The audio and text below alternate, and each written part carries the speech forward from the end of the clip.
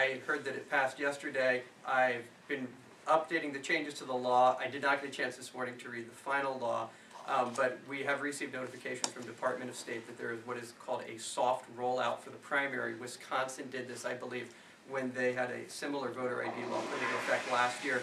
Basically, a soft rollout works this way.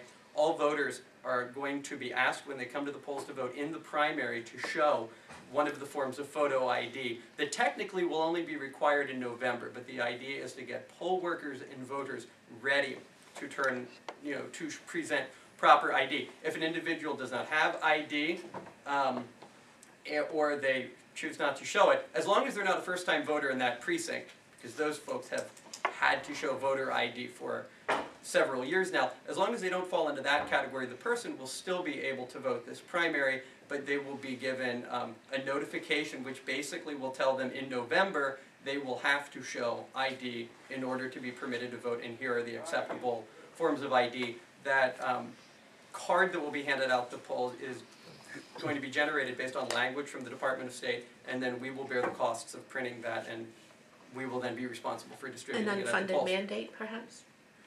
I'm sorry. We're responsible for copying and distributing it. Okay.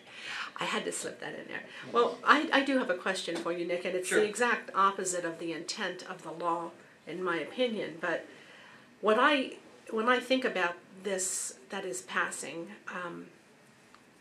especially in the primary, are people going to be allowed to insist upon a paper ballot if they don't have their ID instead of receiving that card? Yeah. I mean, there's a whole group of people out there that want to vote by paper ballot, and it just bothers me that this has not been taken into consideration. The law, as I have read it, is very clear that an individual who cannot, or I suppose would not want to show ID, if they are in the poll book, and this is for November, obviously not for the primary, but looking forward to November, that they will be issued a provisional ballot. Right.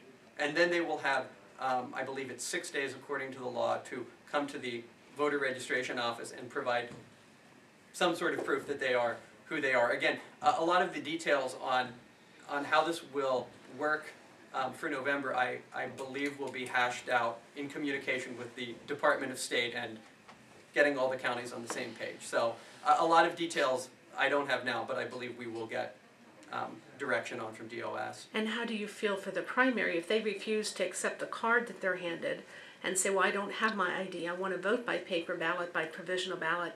Can they insist upon a paper ballot Not in the primary? Not in the primary, Okay. because that's the idea of the soft rollout. It's that it is to get people used to it, but the ID requirement doesn't hold, except for first-time voters in a district, as it has been for a decade now. All right.